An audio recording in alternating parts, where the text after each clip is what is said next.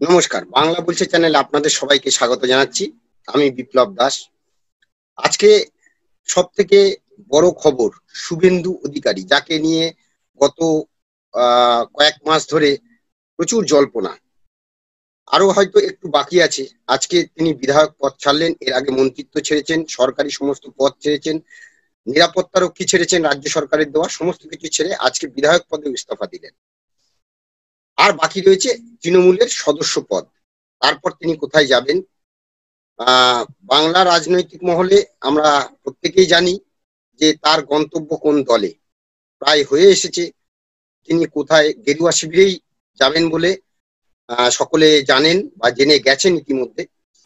কিন্তু তিনি যদিও স্বীকার করেননি, কিন্তু সূত্র এবং রাজনৈতিক মহল তার বিজেপিতে যাওয়ার যে পথ প্রশস্ত হয়েছে। ইতিমধ্যে জানা গেছে কেন্দ্রীয় সরকারের তরফে তাকে জেড ক্যাটাগরি নিরাপত্তা দেওয়া হচ্ছে, বুলেট প্রুফ গাড়ি দেওয়া হচ্ছে। অতএব তার যাওয়া এখন সময়ের অপেক্ষা। এই জায়গা থেকেই আজকে আমরা কথা বলবো আগামী দিনের রাজনৈতিক পরিস্থিতি কি হতে চলেছে। আমাদের সঙ্গে রয়েছেন তিনজন বিশিষ্ট অতিথি। আমাদের সঙ্গে রয়েছেন অধ্যাপক ডক্টর রাজাগোপাল ধর চক্রবর্তী, রয়েছেন অধ্যাপক শুভময় মৈত্র এবং সাংবাদিক অরূপ কালী। আমরা তিনজনকেই বাংলা বলছে চ্যানেলে স্বাগত জানাচ্ছি। আমি প্রথমে শুভময়দার কাছে আসছি আজকে, যে শুভময়দা, যেটার জন্য বোধহয় যারা রাজনৈতিক বিশ্লেষক বা রাজনীতি যারা প্রতিদিন রাজনীতি ছাড়া থাকতে পারেন না, প্রত্যেকের চোখ যেটাতে ছিল, শুভেন্দু অধিকারী মন্ত্রিত্ব ছেড়েছেন, সমস্ত পদ ছেড়েছেন, বাকি ছিল বিধায়ক পদ এবং তার সদস্য পদ, তৃণমূলের সদস্য পদ। আজকে সেই বিধায়ক পদে ছাড়লেন, কি বলবেন?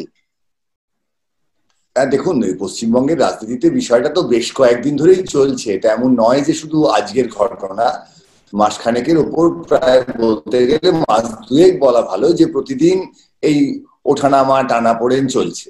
এবার মূল বিষয়টা হলো যে একটা জিনিস কিন্তু আমাদের সকলের কাছে, আপনার বোধহয় আগের একটা অনুষ্ঠানেও আমরা আলোচনা করেছিলাম, যে মোটের ওপর যেটা দাঁড়াচ্ছিল সেটা শুভেন্দু বাবু যে দল ছাড়বেন বা তৃণমূলের সঙ্গে তার সম্পর্ক যে ভালো যাচ্ছে না, এই বিষয়টা নিয়ে কিন্তু আমরা সকলেই আলোচনা করেছি এর মধ্যে, যে এরকম ঘটতে পারে।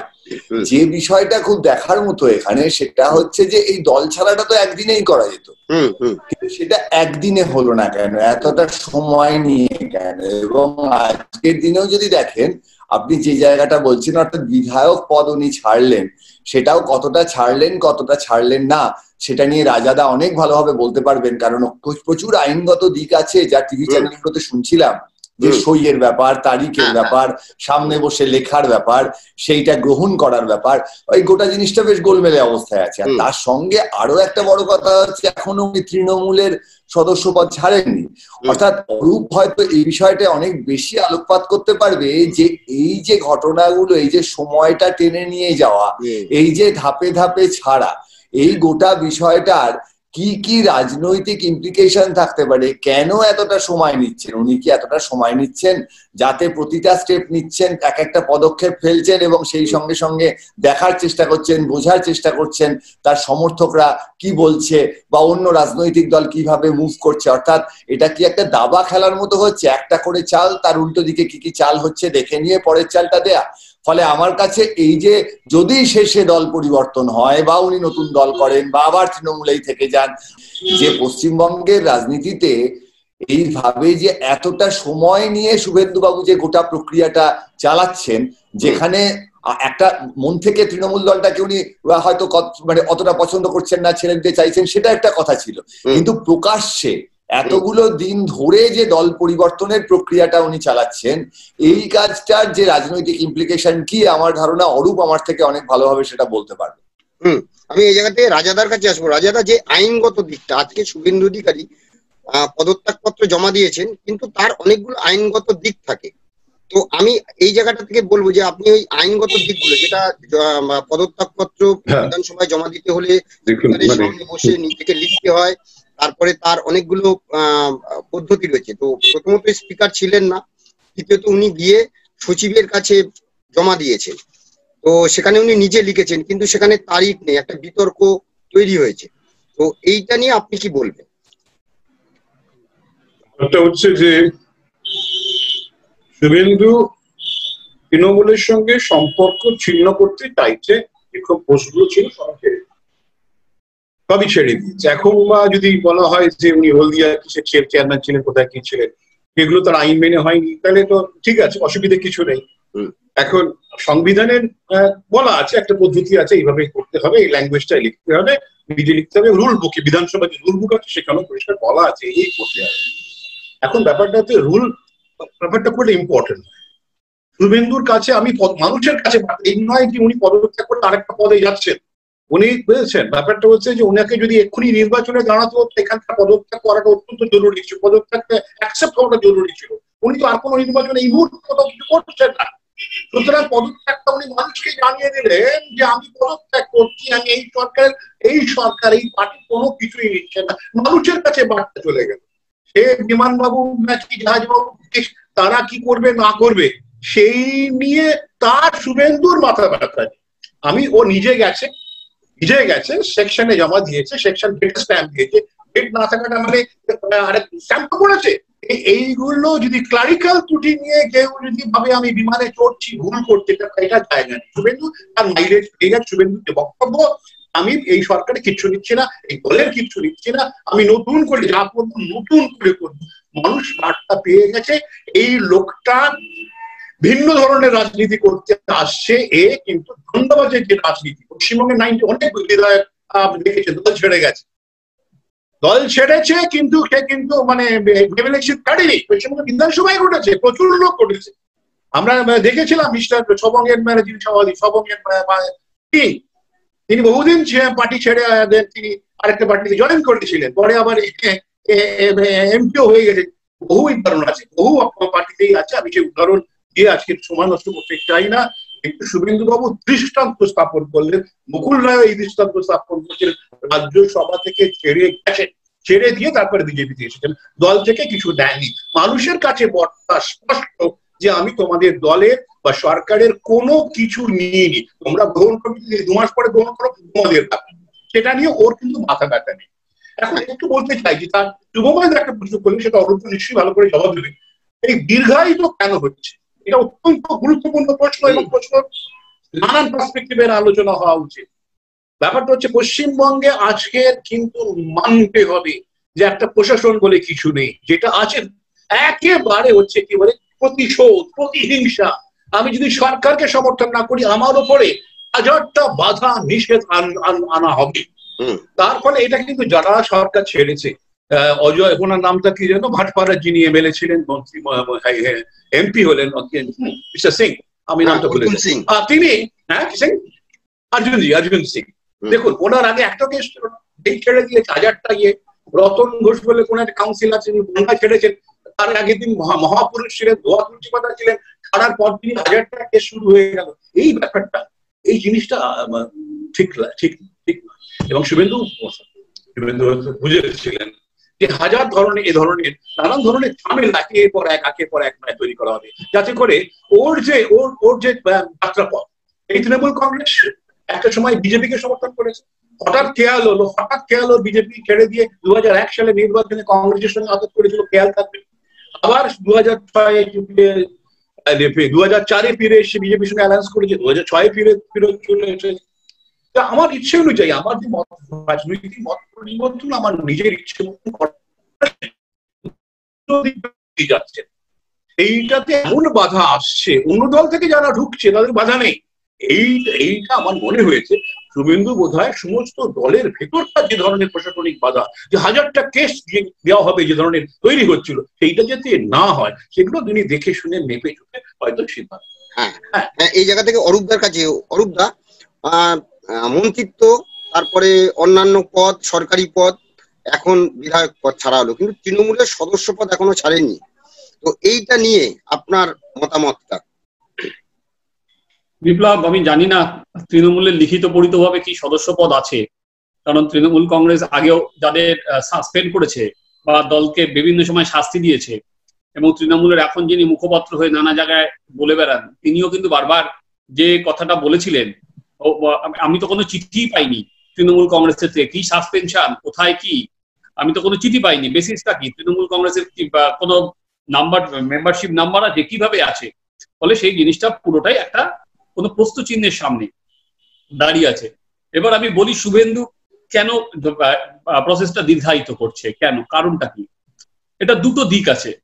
আমরা যদি দেখি শুভেন্দু অধিকারীকে নিয়ে এখন সরাসরি বলাই যায় যে বিজেপির দিকে ঝুঁকে গেছে না, বিজেপির পতাকাটা নেবে। কারণ শুভেন্দু অধিকারী যেদিন সৌগত রায়কে SMS করে বলেছে আপনাদের দলের সঙ্গে আর যোগাযোগ রাখা সম্ভব নয়, সেদিনই তার তৃণমূল কংগ্রেসে পূর্ণ ছেদ পড়ে গেছে এবং তারপরে শুভেন্দু অধিকারী তৃণমূল কংগ্রেসের আর কোনো সম্পর্ক রাখার জায়গা নেই।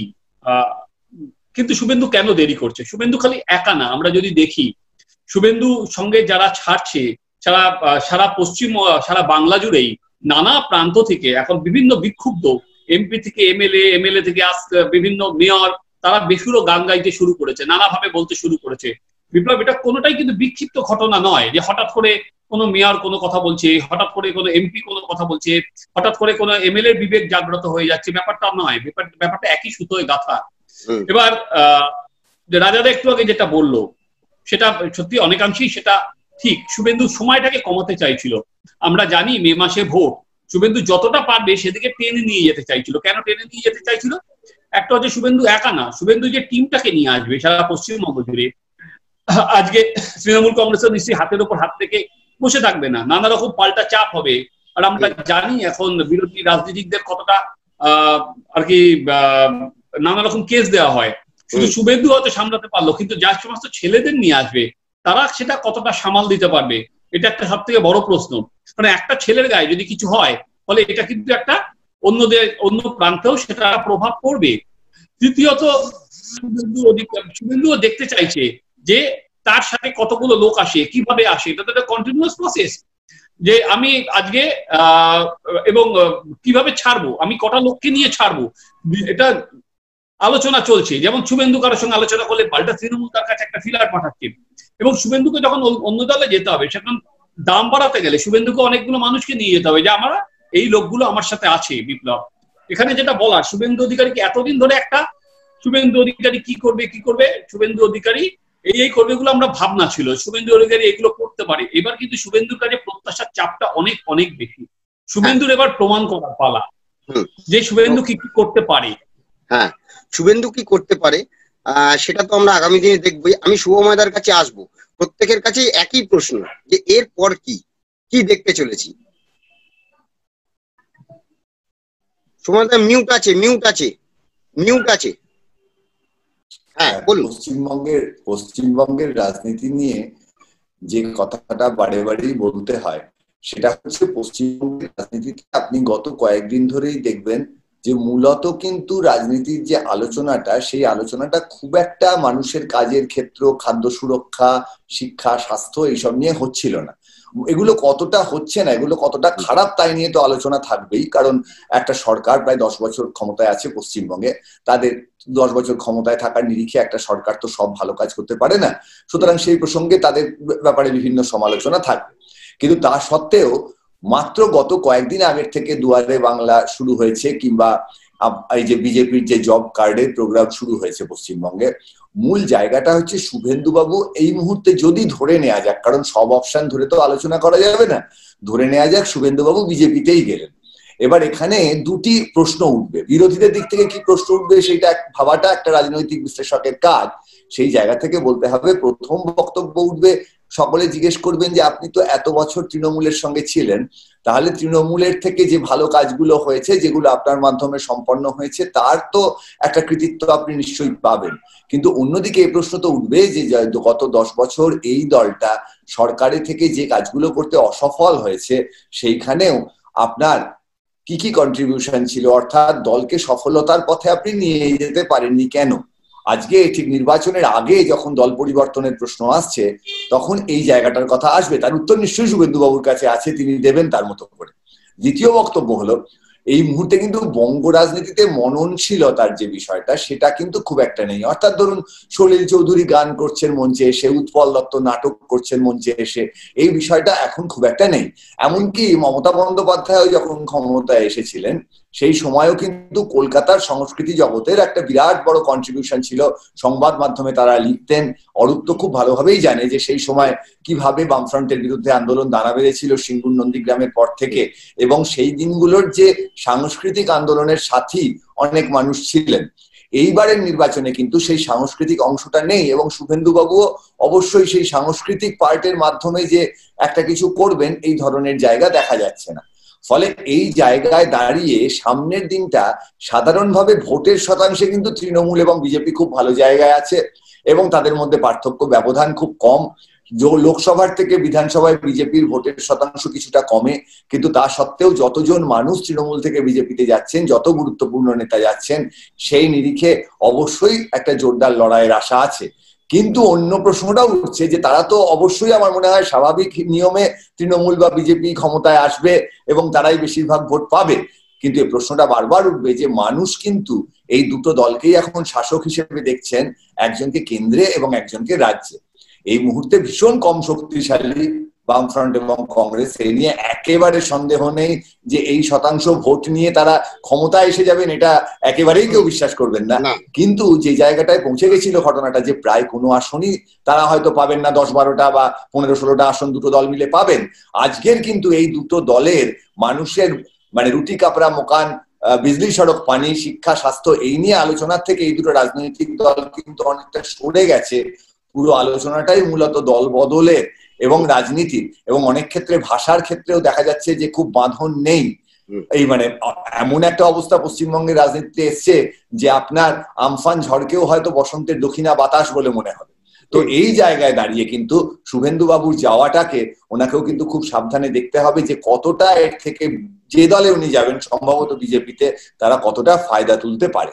হ্যাঁ, এই জায়গাটায় রাজাদা, এই যে যেটা বললো আমফানের ঝড় থেকেও এখন এই যে দল বদল আমরা আগামী দিনে কি দেখতে পাবো, মানে পরবর্তী আমরা কি দেখতে পাবো?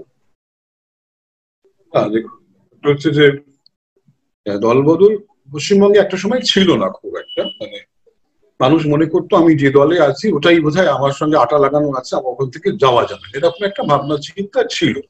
মানে আদর্শ ঠিক আছে, আদর্শ কজন বুঝতেন আমার জানা নেই। আমি বহু মানুষকে জিজ্ঞেস করেছি, ভাই এত বড় বড় কথা বলছো, হ্যাঁ পড়েছো কিনা, কেউই কিছু পড়লে যদি আদর্শটা সঠিক জায়গায় থাকতো তাহলে কিন্তু পদস্খলনটা করতো না, কেউ এটা পড়েনি, আটা লাগিয়ে বসেছিল, এটা সত্যি কথা, এটা আমি একদম।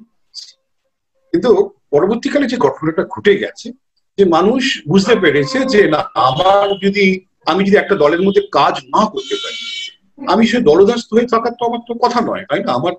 আমি তো মানুষকে সেবা করতে চাই। সেবাই হচ্ছে আনন্দ। আমি যদি সেবা সত্যি করতে চাই তাহলে সেই দলের মধ্যে আমি আটা লাগিয়ে বসে থাকবো কেন? এটা তো আমার কাজ নয়। সুতরাং সেই যে চিন্তা ভাবনা, যে লিবারাল থিঙ্কিং সারা বিশ্ব জুড়ে যেভাবে এসেছে, দলের নেতাদের মধ্যেও সেটা এসেছে। তারা মনে করছে না, আমি তো কমিউনিস্ট হতে পারি কিন্তু আমি তো মানুষের সেবা করতে চাই। এরা তো সেবা করতে পারছে না। 35টা বছর তারা রুটি কাপড়া মাখানের কথা বলেছিল, দিতে পেরেছে? কজন মানুষকে দিতে পেরেছে? কেন এত হাহাকার ছিল? তারা যদি সত্যি রুটি কাপড়া মাখানোর সমাধান হতে পারতো, আজ তারা বামফ্রন্টকে যেতে হতো না। তারাও আজকের, হ্যাঁ, এক সময় বিখ্যাত কথা, set the clock against clock, বড় চাষিদের বিরুদ্ধে লড়াই করতে হবে। আজকে বড় চাষিদের সাথে নিয়ে দিল্লির রাস্তা দখল করছে। একবার বিরক্ত করছি বলছি, এর সঙ্গে আরেকটা কথাও আপনি যদি একটু ধরিয়ে দেন যে তৃণমূল ক্ষমতায় আসার পর কিন্তু প্রচুর বাম নেতাও কিন্তু তৃণমূল এবং বিজেপিতে গেছে। আমার যন্ত্রণাটা শুভময়দা ঠিকই বলেছেন। শুভময়দার মতো মানুষদের সঙ্গে বিতর্ক থাকতে পারলে আমরা শিক্ষিত হই, আলোকিত হই এবং খুব আনন্দ লাগে। ব্যাপারটা হচ্ছে যে এই তৃণমূল আসার পর থেকে আমরা দেখলাম যে দেখুন, বামেদের যারা ছিল, যারা নানান ভাবে, বামপন্থা কি তারা বোঝে কিনা আমার সন্দেহ, আমি নাম ধরে বলতে পারি শুভময়দা রাজি, দরকার নেই, প্রয়োজন নেই, তারা ক্ষমতা ভোগ করেছে। এখন ক্ষমতা চলে গেছে, ক্ষমতাটা তো আমার দরকার, তাই যদি আমি তৃণমূলের কাছে আসতে পারি।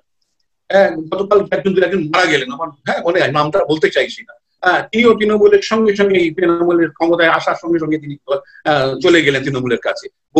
আমরা ভাবতে পারিনি লক্ষণ শেঠের মতন পার্টির ঐশ্বর্য, পার্টির সম্পদ, তারা চলে গেলেন। জ্যোতিবাবু কিভাবে তাকে সাপোর্ট করে গেছিলেন, লক্ষণ শেঠকে আমার মনে আছে, উনিও চলে গেলেন। আমরা দেখতাম যে আমাদের মোল্লা সাহেব, রেজ্জাক মোল্লা, এক সময় বুদ্ধদেব বাবুর বিকল্প ভাবা হতো, তিনিও দেখলেন হ্যাঁ আমি তো ওনার সঙ্গে অনেকগুলো ডিবেটও ছিলাম, উনিও দেখলেন যখন ক্ষমতাটা চলে যাচ্ছে আর লাল গামছা দিয়ে কেউ কাজ দিচ্ছে না, খেয়ে গেলেন ভাঙর, হ্যাঁ উনিও চলে গেলেন। ব্যাপারটা হচ্ছে কি যে ক্ষমতা এটা করে গেছে বামফ্রন্টে 35টা বছরে থাকার ফলে ক্ষমতার লোভ কিছু মানুষে এত বাড়িয়ে দিয়েছিল, তার ফলে তাদের উপায় ছিল না, তারা কিন্তু অন্য জায়গায় সরে এসেছে। সুতরাং এই দলবদল ব্যাপারটা যেটা ঘটছে, এটা যেটা শুভময়দা বললেন পোস্ট 2011-ই ঘটনা, এবং এটাকে আর আটকাবার কোনো জায়গা নেই। আমি মানে ব্যাপারটা হচ্ছে যে আমি 4টে মন্ত্রিত্ব পেয়েছি, 10টা জায়গার 35টা পোস্টটাকে আমি কেউ একজন অধিকার করে বসে, কিন্তু সে যদি আনন্দ না পায়, সে যদি স্বাধীনতা না পায়, সে যদি সম্মান না পায়, তার তো যাবার অধিকার আছে, তাকে তো যাবার সুযোগ সে তো তখনই সুযোগ। যখন এতকাল কি দেখেছিল there is no alternative, কোথাও যাবার পায়নি, বন্ধ করা পরিস্থিতি।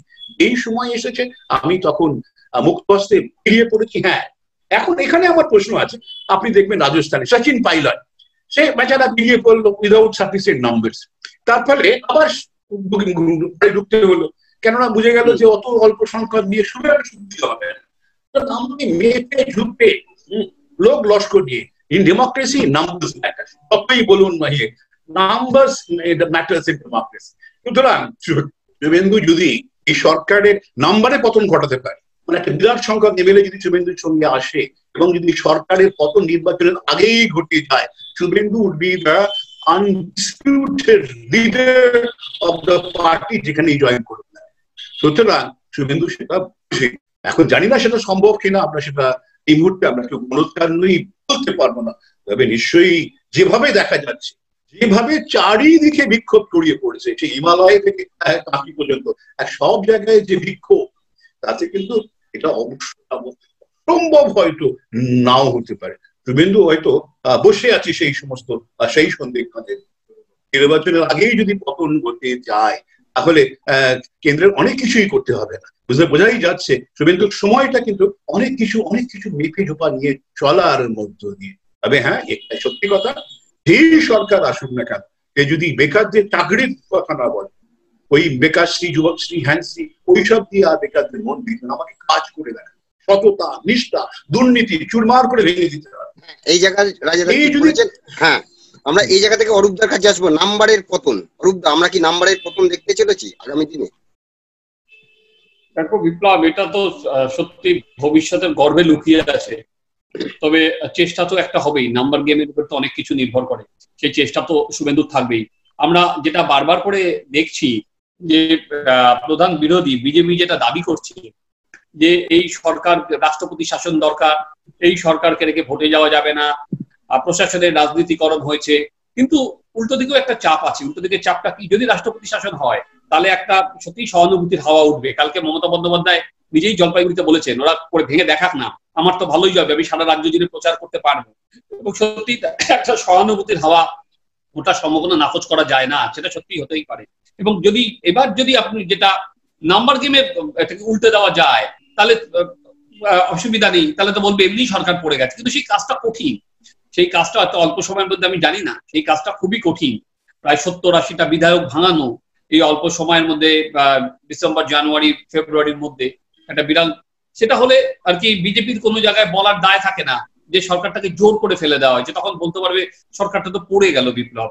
আর এই যে শুভেন্দুর যে ছাড়া, শুভেন্দু তো এতক্ষণ এটা একটা টেকনিক্যাল ইস্যু, ছাড়া না ছাড়া, শুভেন্দুর যেটা মানুষের কাছে গিয়ে বলবে, দেখো আমরা জানি যে তৃণমূল যেটা বলবে বিশ্বাসঘাতক, সবকিছু পেয়েছিল, শুভেন্দুকে যেটা প্রতিষ্ঠা করতে হবে, সে ন্যায়ের লড়াই লড়ছে, সে গণতন্ত্রের পক্ষে লড়ছে, সেখানে দাঁড়িয়ে আমি তো রেজিগনেশন দিয়ে এসেছি, সেটা গ্রহণ করলো না করলো সে জনতার দরবারে সেটা খুব একটা কাজ হয় না।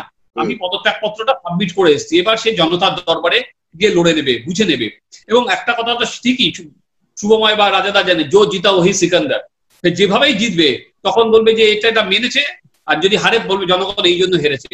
আজকে আমরা বিহারে কি হয়নি, বিহারে আজকে কোভিড থেকে শুরু করে বেকারত্ব সবই তো ছিল, কোনো ইস্যু ছিল না সেরকম তো নয়, কিন্তু তা সত্ত্বেও যখন বিজেপি বা নীতিশ কুমার জিতেছে, আমরা একরকম ছবি হয়েছে।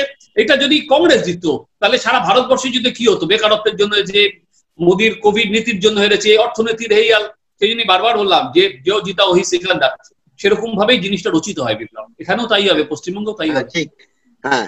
এখন যাই হোক, আমরা দেখি যে উনি কবে দল ত্যাগ করবেন, দলের সদস্যপদটা ছাড়বেন, তারপরে নতুন কোন দলে যাবেন সেটা আমরা মোটামুটি তো যা রাজনৈতিক পরিস্থিতি দেখতেই পাচ্ছি। তার থেকে বড় জিনিস যে নাম্বারের কথাটা আমরা যেটা বললাম কিছুদিন আগে, বিজেপির যিনি যুব মোর্চার সভাপতি পশ্চিমবঙ্গের সৌমিত্র খাঁ সাংসদ, তিনি একটা কথা বলেছিলেন, উত্তরবঙ্গে দাঁড়িয়ে একটা কথা বলেছিলেন যে দেখবেন কোনো একদিন হঠাৎ রাজ্যপাল ডাকবেন আমাদের মুখ্যমন্ত্রীকে, ডেকে বলবেন আপনি প্রমাণ করুন 149 বিধায়ক আপনার সঙ্গে আছে, প্রমাণ করুন। আমরা জানি না আমরা সেদিকে যাচ্ছি কিনা, শুভেন্দু কতটা করতে পারবে, এইটা নিয়ে আমরা আগামী দিনে আবার আলোচনা করব। আমি রাজাগোপাল ধর চক্রবর্তী, শুভময় দা এবং অরূপ দা তিনজনকেই ধন্যবাদ জানিয়ে আজকে আমাদের অনুষ্ঠান শেষ করছি। নমস্কার। নমস্কার।